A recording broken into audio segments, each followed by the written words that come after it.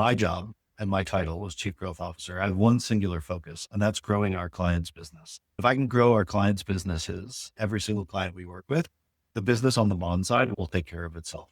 I think the balance that every executive, especially in the modern era, has to balance is you can get so wrapped up in the minutia that it takes all of your time and you can't ever do the strategic thinking and you don't force yourself to think bigger and move the biggest rocks up the hill. But I would also argue that the executives who just spend their time moving rocks up the hill and don't actually understand their business, they don't actually understand what's happening on the ground. They're not actually listening to their teams or their people, or they're not challenging their priors and the assumptions that their growth plans built on every single day.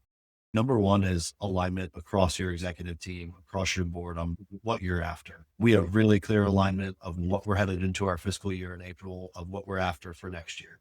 Beyond that, we have our 3-year roadmap and our plan for 3 years. The advice I'd give other people is get yourself to a place where you understand like the most important decisions and you have to move week over week, which then leads to day by day. All of it starts with broader alignment that if you don't have as a leadership team, you should be fighting every day as an executive to get to. I'm lucky we have that big picture alignment. Not to say we're not challenging those assumptions every day as a leadership team and all that stuff, but it gets a little bit easier when you feel like you're in a good operating cadence at the executive team level. In those leadership and executive conversations, don't leave things unsaid as a group. If you have something and you don't agree, say it out loud.